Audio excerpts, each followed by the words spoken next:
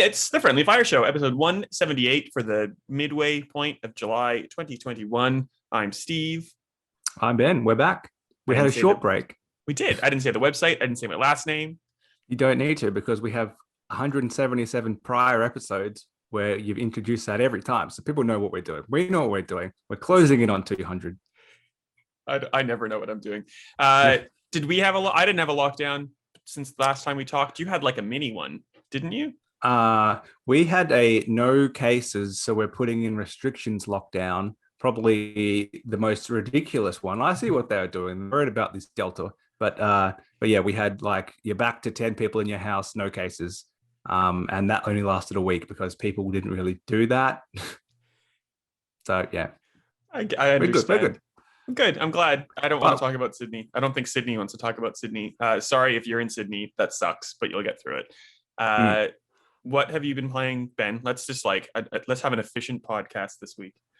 That's a good idea. Well, we actually, because we were so busy with E3, we didn't get around to talking about Ratchet and Clank Rift Apart, which came out during E3. We mentioned that Sony didn't turn up at all. They just released a game, and it was quite a good one. So I don't know if you had a chance to play it at all, but I played through it. I got the Platinum Trophy, my third or fourth on PS5. Ooh. So two of the others are from Insomniac as well, both being Spider-Man. So 3 out of 4. Astro Boy is the other one.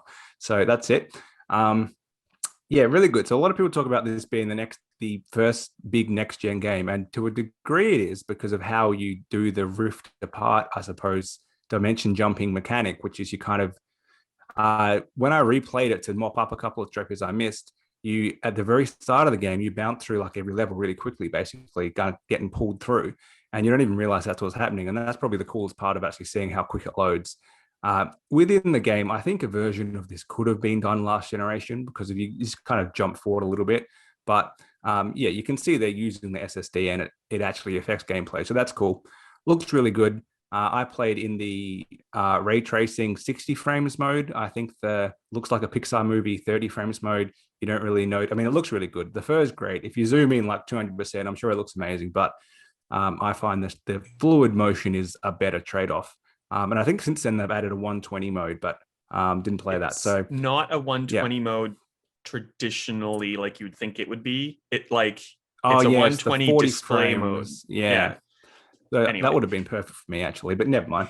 Yeah, it's good. A lot of people are talking about it being a great platformer. It does have platforming in it, but this is like a family-friendly third-person shooter. It's not really a platformer. Like there is some platforming in the same way that Control has some platforming. Like it's part of it, but it's people kind of see it and think, oh, that must be a platformer. But most of your time is in combat, and a lot of it is weapon-based combat, also melee-based combat. But you have like 30 guns by the end of the game, so that's the main thing you're doing. You're killing goons, you're fighting a bunch of bosses, but they're kind of that Nintendo-style kid-friendly boss where you kind of get it. You need to hit the big glowing bit 3 times with a bunch of bullets. So yeah, put together really well. Fun game. It's a great pick up and play. You can, because it's like level based and you kind of bounce back between the levels. If you want to pick up collectibles, you can go back and play. Great one to pick up for like 20 minutes, 30 minutes and just play a bit. Fun story. I think it's really good. I would have given it around an 8. I don't think it's that massive blockbuster people are talking about, but certainly a strong start to the generation. Worth the inflated current gen price? That's the problem. It's like to get the Platinum Trophy took me about 10 hours. So probably not.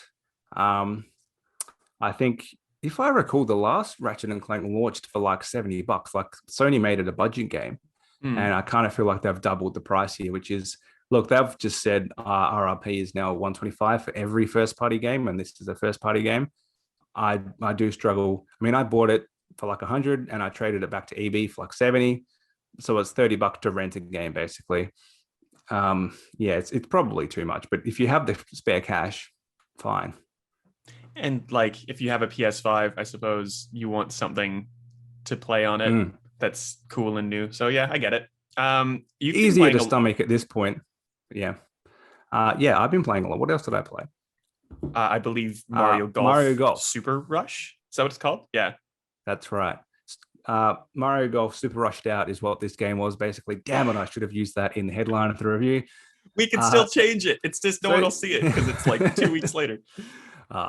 Someone must have used that already. The golf is fun. So if you've played any of the previous Mario Golf games, it's kind of like that. What's the PlayStation one? Everybody Golf, something like that. It's similar in that Power Style Golf was Xbox. But yeah, they're all trying to copy Mario Golf basically. So it's that arcadey. You don't really have to know about golf, but you can get into it and play, and it's fun. Mushroom Kingdom courses. That's all still there.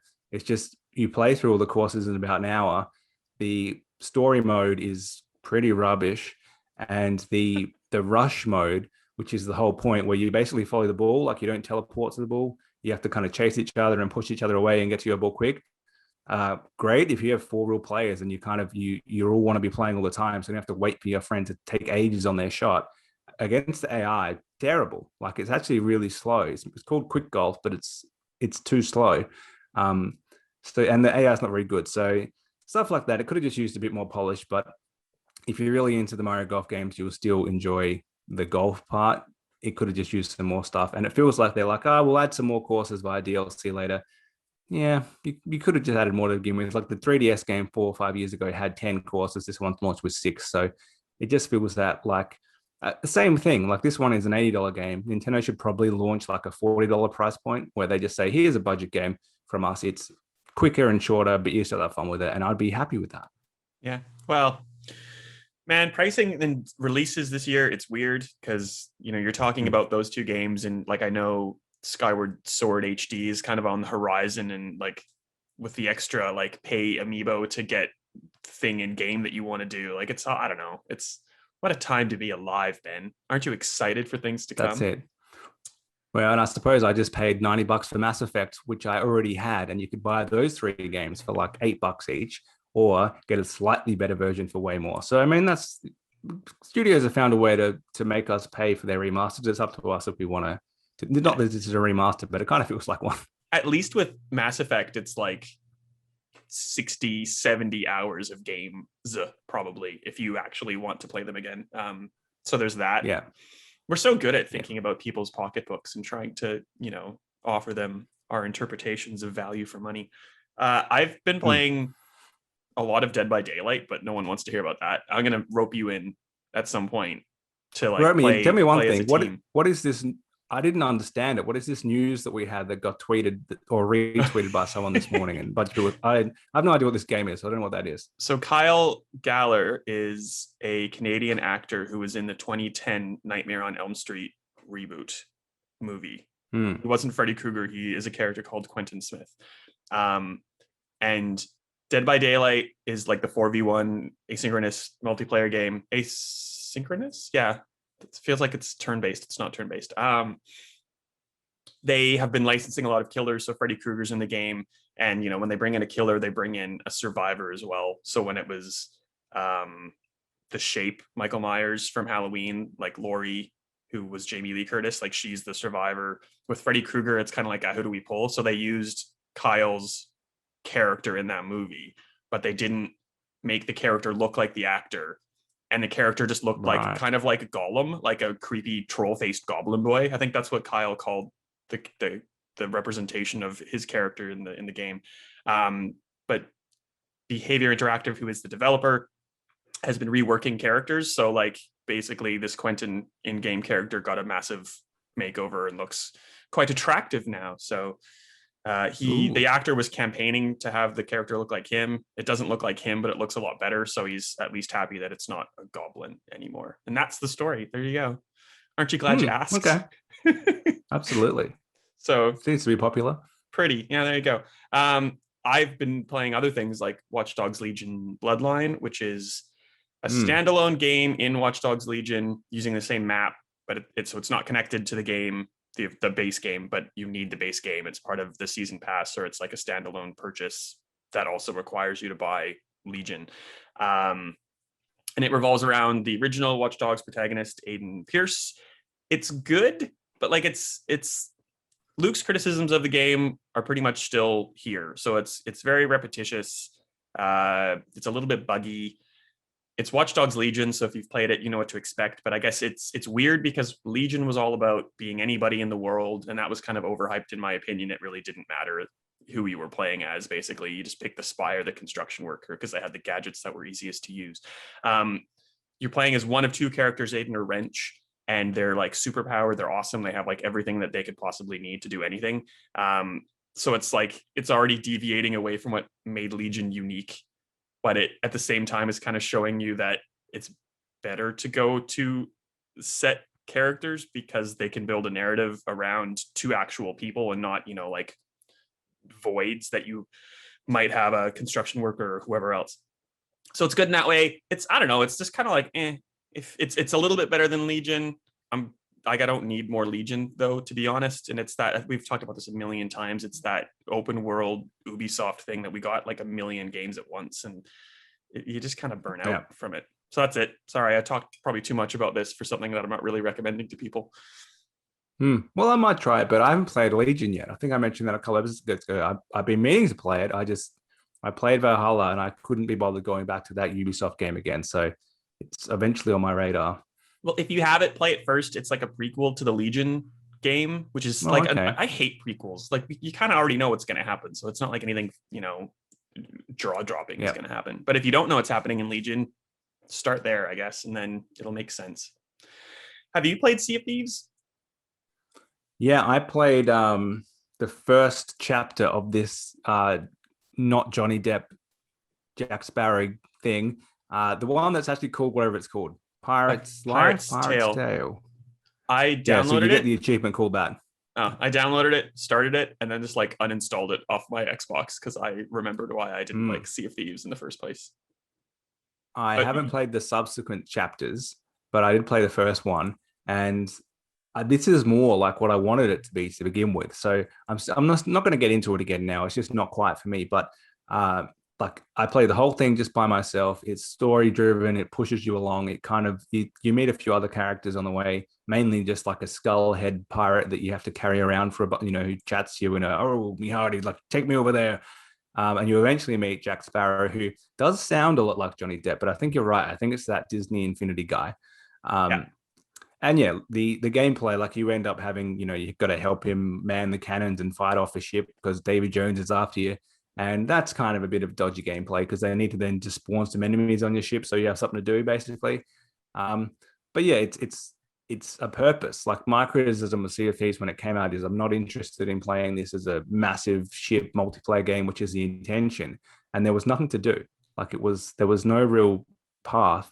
And this gives you that. So I'm not going to get back into it, but I think a lot of people will. If you're picking it up now for the first time, you would play this. So yeah, step in the right direction. I like narrative. I like purpose. And yeah, I think that was my biggest issue with it. I don't, same thing for like a Minecraft. I don't do things just to do them. Like I want some reason for it to be a thing I'm doing. Anyway, finally I played Scarlet Nexus, which, God, it seems like a lifetime ago. It is a very anime, like hack and slash actiony kind of game. I think I called it something like between a Bayonetta and a Code Vein. Like it is chaotic and looks very stylized. It's not like Code Vein's kind of Souls-like. It's not Souls-like at all. Okay. And it's like anime, all anime. So it starts and it's like, here's 50 million tutorial screens. Here are 8,000 characters who all kind of look the same, like in terms of their stylings and their outfits. And they all just have like, the same kind of haircuts and stuff, but like one's 7 and one's 57. Like I couldn't follow most of it, which is funny so because old, it's Steve. I'm so but it has an anime coming out, like a proper TV show, and I reckon that should have come out maybe first or at the same time to ease some of this like world building, because it just kind of hits you in one giant dump. And you can pick from one of two characters. I picked the close combat character, but there's a ranged one that kind of you see over the course of the game. And the idea is, I guess, to play it a second time as the other character to get their interpretation of what's going on.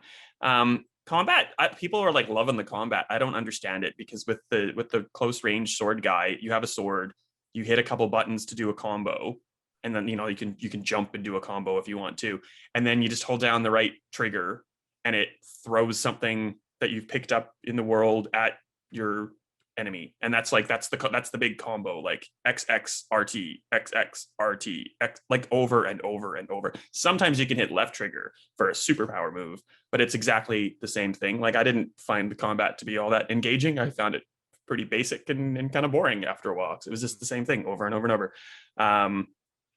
It's definitely not a game for me, but I understand from its look and aesthetic and all this why people would be super excited for it. So like, I know I've just dunked on it, but if you like it, good for you.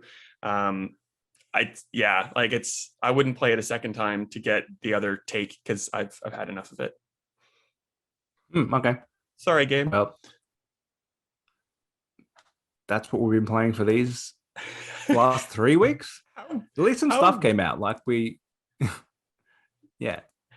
I'm looking forward to things I enjoy. I want to enjoy. Like that sounds so horrible. I sound horrible. I sound horrible and harsh, but it's just, yeah, like there was nothing that really caught my attention, and there hasn't been for a little while. And I think it's more COVID related than anything else. It's just hard to put out games, and the games that we do have, you know, you have to get excited about them because they're the ones that are out, I suppose. But I don't know, nothing's really tickled my fancy. Now, you know what isn't coming out this year, and it's going to be different, is Assassin's Creed, because we've heard that Project Unity, which is the code name for the next Assassin's Creed project, is going to be a live service game. Thoughts on that?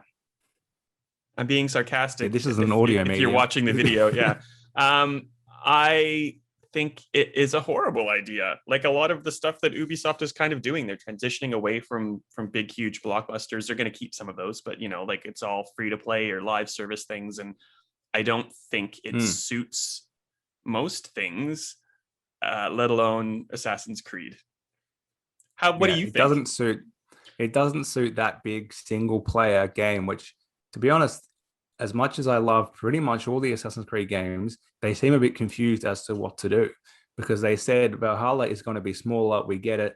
Origins and Odyssey got a bit too big, a bit too bloated, and we kind of lost the way for a lot of players. So we're going to have a more streamlined, smaller, but better adventure in Valhalla. And the first few hours, that kind of seems true. And then it just explodes into classic Ubisoft loaded map. And they're like, oh, that's all we actually know how to do. So they're trying something different.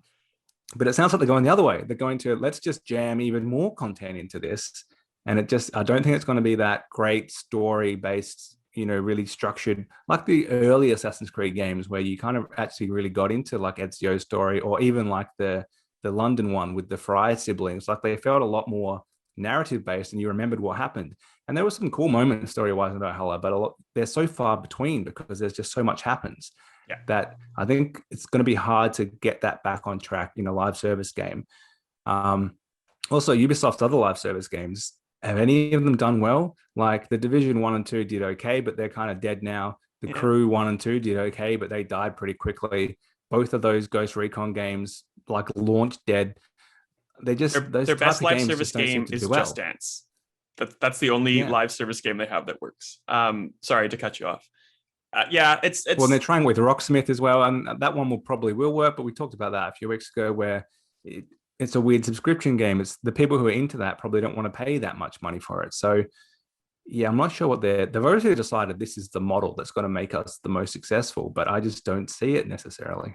There are some things that I do like out of it. So rather than it being Ubisoft Montreal or Ubisoft Quebec, developing a game and like trading off kind of like Call of Duty, Treyarch, and, you know, Sledgehammer style, they're just going to work together on Assassin's Creed now, which I think is probably better for the overall vision of whatever they're trying to produce, which is good. And there's, you know, like a team across both studios that are like Clint Hawking, et cetera, kind of like overseeing the whole thing. So like that kind of thing I do like. It's weird. The name too is kind of like a Halo Infinite. Like, are they kind of going for the same thing? And what does that mean to like a Microsoft or an Ubisoft? Like, I think I like where Halo Infinite is going, and it seems kind of like maybe Ubisoft wants something similar, but it doesn't seem like it's going to be similar. Does that make sense? Like, I'm cautious about this. Yeah. And it seems risky for them because it's like when they have something like Ghost Recon not do well, they always had that Assassin's Creed game pretty much every year to bank that's going to be in the top 10 for a bunch of weeks. Like, we know that's going to sell. So losing that because we've just got this one live service game, yeah, it just seems like an odd choice. Yeah. Well, we barely know anything about it. They didn't really confirm it was going to be a live service game. Really, it's kind of reports from Bloomberg, saying like this is what we've been told, and then Ubisoft acknowledging that like that's the name of the game. So like it is going to be a live service game, but like Ubisoft hasn't outright said it. And we'll find out more about it. I don't think this is coming for a couple of years at least. No, they've already said this year they're just doing more Valhalla content. So, yeah, at least we've got that. Yeah. Do you know what else we're getting this year? Want it or not? What? An OLED, a Nintendo Switch OLED edition, which is the actual name of the thing, which cool, I guess. That's a good name. It's a slightly larger screen. It's the same kind of form factor, I think, but they've just gotten rid of the bezeling around the edges. Yep. Is it what is it? 7-inch screen? No, that's not right. It's 7-inch. Yeah, 7-inch. 7-inch cool. up from 6.2. OLED, like your TV, maybe, for $540. Well, that's not so good. Yeah, the price is good. No, the price isn't good. The screen is good. The price is not good. And this obviously is what Nintendo announced, and I think we had different expectations for a new Nintendo hardware announcements that rumors have been going for a while now. This is certainly not a Switch Pro. When we last talked about this, we had Costa on, and he said always temper your expectations when it comes to Nintendo, and that was sage advice, because that's what we should have done. We should have known. To be fair to the entire gaming community, there were so many leaks that a Pro was coming. That was the one saying it's going to be 4K seemed a bit far-fetched, but just saying it was going to have a slightly more powerful chipset, so that instead of like Hyrule Warriors, which seems to run at about 15 frames, maybe it could run at 30 now. That seemed pretty plausible. That's basically what the new 3DS was. So it might still come. Like, they released a new model of the 3DS almost every year, so they could easily do it next year. It could be that chip shortage again, where they thought, we're not getting the Pro out this year. Let's push it a year or 18 months, and we've got all these OLED screens that were meant to go with it. Let's just release that. So maybe that's it. But as we just said, with Nintendo, never assume anything. This might have been the whole idea. It is within keeping with what they've done with handhelds, because you had like the DS Lite and the DS XL. This is basically the Switch XL, where you've got the Switch Lite already. So, otherwise it's the same. Like the other features, when they have to say kickstand that works, like that shouldn't be making the marketing trailer. No. Having said that, I will probably get one, because I still have a launch Switch. So they released a new model which had a better battery life. So I don't have that. And my battery is down to last in about 45 minutes anyway. So I need to do something about that at some point. I guess this is worth upgrading for the better battery, if you have that launch day model. But yeah, it's not really for us. I don't think it's for new people coming in. It's kind of funny because you're considering getting one because of the battery life, and you need an upgrade. I hardly ever play handheld. I'll play dock to the TV. And if I decided to get one, it would literally just be because the new dock has a LAN port in it, so you can have a wired internet connection rather than wireless. And like, I don't know why, but the wireless stuff on that Switch, on my Switch, it's a launch Switch as well, is just spotty. Sometimes it just decides it doesn't want to connect to your network, and nothing else in the house has that issue. Or if I took it to work one time and it just refused to connect to the Wi-Fi there. So I would, it's got very short Wi-Fi range. You need to be like in the room with the router in it, basically. So that's useful. That said, I never play Switch games online. So, and they're all like 3 gig, so I can handle downloading them on dodgy Wi-Fi. Yeah. But yeah, I mean, you can buy the dock on its own. It is worth noting if you just want that, and it will work with your original Switch. Yeah. And I guess, like, for $540 though, like if you don't have a Switch, this is a good place to come in. But also, you could get an Xbox Series S for cheaper. So I guess you really just have to look at what you want to play, the type of games you want to play, and pick accordingly. And if you have money, buy both.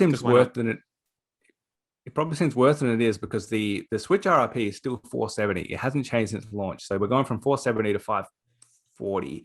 So it's a bit of a jump, but not drastic. But it seems like more, because the Switch is always on sale for under $400. It's like $350 all the time. So no doubt this will happen too in a year or two with the OLED model. But just considering you can get that normal Switch for so much cheaper, it's a hard sell. And as you say, if you're going to get a Series S, you may as well get a Switch Lite for like $200, and you can play all these games more or less. Besides 1-2 Switch, you can pretty much play everything on the Switch Lite. So yeah, it'll sell millions.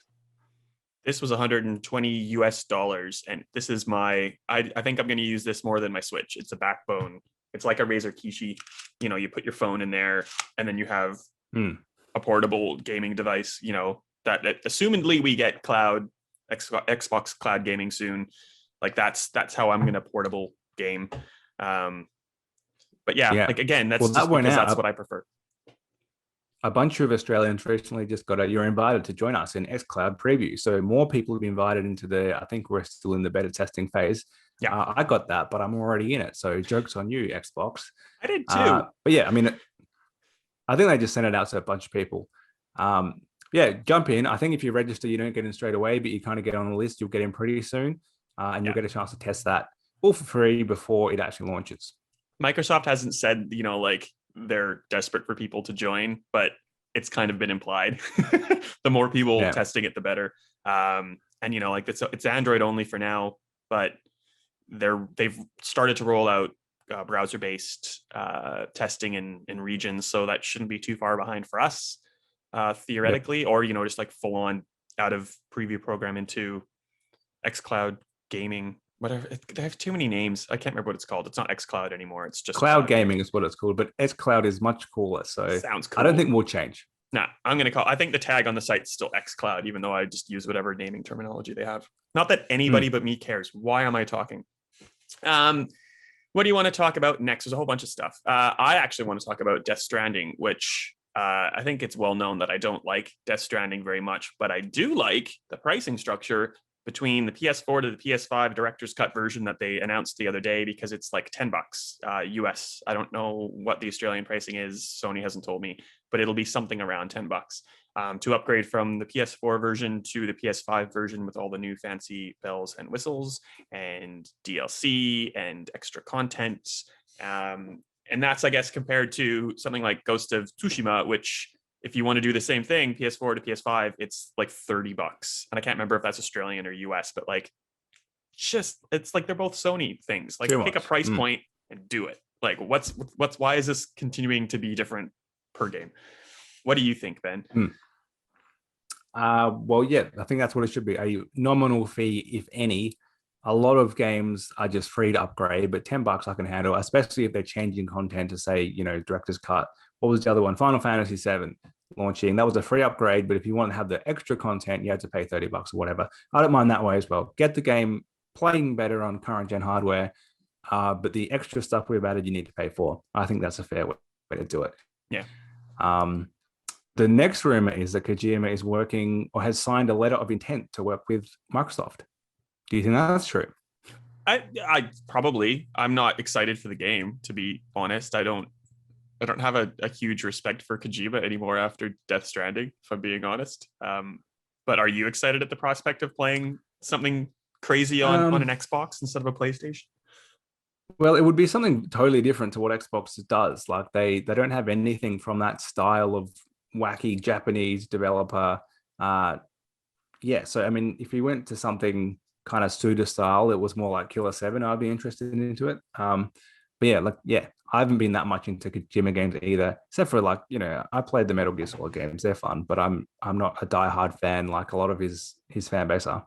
Yeah, well, like that'll be for ages. That won't be around for ages if it's even true. So we'll have a lot of time to speculate and talk about it as we learn more.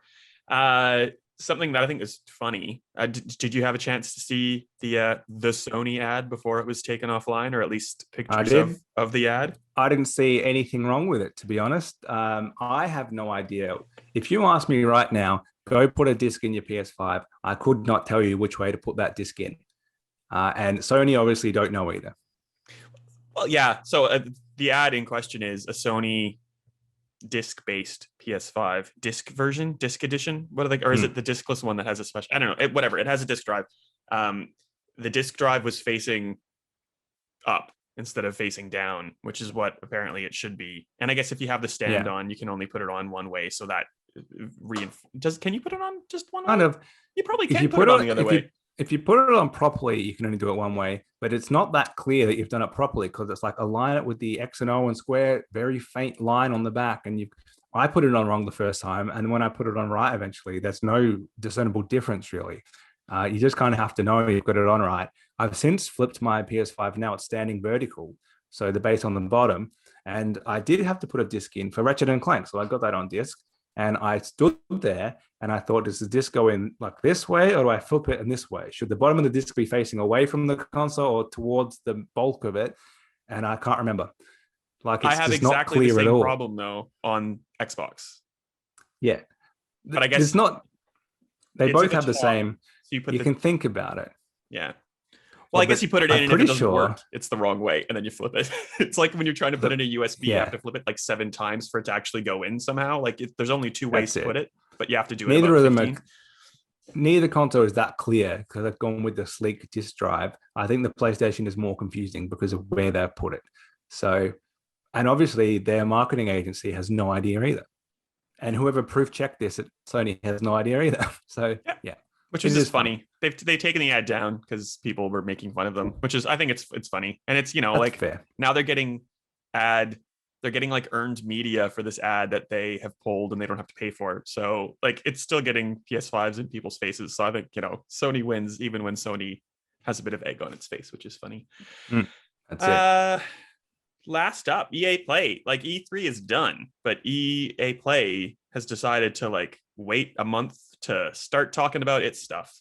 And there's a bunch of stuff they have planned. Yeah. What can we expect, Ben? Well, they've got like 4 streams. I think there's one today, maybe, about the future of FPS, or did that even happen? So Battlefield, I don't know. That one doesn't excite me that much. The other 2 don't either. There's one about indies, which I didn't even know EA already had indies. I think they don't by definition because they're a major publisher. You publish their game, so they're not. Anyway, doesn't matter. But they brought on Joseph Fares. One, I think, and then there's their. Sorry. Oh, yeah, right. We have a delay, I think. They brought on Hazelight. I didn't mean to cut you off, but keep going. Yeah. Sorry. No, that's all right. That's all right. So there's their main one, July 23 at 3 a.m. Australian Eastern Standard Time. If you care to watch it, I do not. I don't think it's going to be that big. I think there'll be a couple of announcements. So they've pretty much confirmed there's no Dragon Age, no Mass Effect. Didn't really think we were going to get Mass Effect, but based on how well it sold and the teaser of Mass Effect 4 is coming, I thought maybe they would tease something else, but it's obviously years away, so they don't want to show anything yet. But the rumor is that Dead Space will be there and it will be a full remake of the original game. And now you're doing your cheer again for those who are listening to this. But it's not a sarcastic one this time. It's like, hopefully this is going to be amazing. Done by EA Motive. There was an Ubisoft guy who worked on something. I could completely forget any of the details of what I just started deciding to talk about. So like someone's jumped ship to go work at EA Motive, and it's likely he is working with EA Motive on this. If it's like an RE2 style kind of, like glow up for Dead Space, which is one of my favorite games of all time, I'm super here for it. Or if it's like a reboot that's kind of in the same vein that is more aligned with like the original Dead Space as opposed to Dead Space 2 or 3, which just kind of got progressively worse because they were like trying to gun it up to action levels.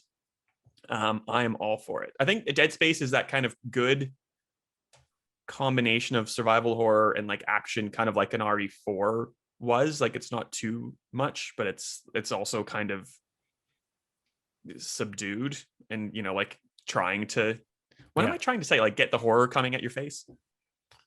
That's not how you say it. What have you been a fan of the Dead Space Space series? Is going to be. Yeah, but only the first one. I never really got beyond that. And I'd probably replay it if I had time, if I knew a remake was coming. But I think it is going to be the RE2 style. I think they've probably seen what Capcom did and how well RE2 especially and 3 did, and how easy, comparatively speaking, it is to make that. You don't have to redesign everything. You already know where you're going. You're just kind of remaking the game. Yeah. So in these hard to make games times, is probably an easy way to go. So you can just go like, here's the game, make it more modern. And yeah, it makes sense. Relatively low investment, quick development time compared to starting a whole new game. and I think we'll do quite well. Yeah. Well, I'm excited. I want it to be announced. I hope it is announced. Yeah, I think you're right on in terms of EA Play itself, though. There's going to be, like that weird obligatory 20 minutes of a 40-minute presentation, which just talks about Volta and FIFA and Madden, and probably doesn't even talk about NHL, but that is a sports game that they have. Sometimes they forget. And there'll be something about The Sims, I'm sure. It's stuff that you can probably wait till you get up in the morning to find out about. So I don't think I'll get up either, to be honest. It's very well out of E3 territory, and 3:00 in the morning to me is sleep time, not report time. Yeah, I can't think what else they would have. We already know Battlefield is their big major focus this year. They'll have all their sport games. It sounds like Dead Space will be a thing. That's quite a lot on their plate. They don't tend to announce years ahead, EA. They kind of, because they so focus on often their yearly shooter and their sport games, and sometimes the Need for Speed, they're kind of very 12-month focused in what they announce. So I can't see there being, here's some big project that's coming out in 3 years. They'll do like an Apex Legends thing, but they're also doing an Apex Legends thing ahead of the event again, like the future of FPS or whatever that pre-show show is. Like, that's Battlefield and Apex, and then they're gonna have Battlefield and Apex at the main event. And okay, like, cool. It's that goes back to COVID times. Like, it's trying to get excited about stuff that probably wouldn't be as exciting in any other period. So optimistic, so hopeful. Well, there is something to be hopeful for, because we do not have our usual segment this week. As far as I could tell, there was nothing delayed. Oh, yeah. In the last couple of weeks. There may have been, but I didn't see anything delayed. So we've just jinxed it, though, but that's fine. Yeah. Now everything's delayed. You're not getting Halo until 2027. We're announcing Dead Space, but it's not coming out until 2035, just to spite you. That would be awful. I think that's it. A good short podcast. Yeah, that's it. How do we find you on the internet, Ben? Ben_Salter on Twitter, and yourself? Wright AU. Have a very good weekend, Ben. And you too. We'll be back in 2 weeks. We would have played some games then, I think. I can't even... No, Flight Simulator will be just after that. So that's all I can think of that's coming out. And Skyward Sword HD. I think that's about it. We'll be playing something that I can't talk about yet, but I will talk about it in 2 weeks. How about that? Well, if it's on the release schedule, we didn't say what you're playing. We said what's coming out soon. Oh, what's coming out soon? Games coming out soon include Psychonauts 2 and Aliens Fireteam Elite. I think they're coming out sometime this year. Those are 2 games coming out. There you go. God, we're so clever. Perfect. All right. Yeah. See you later. See you then.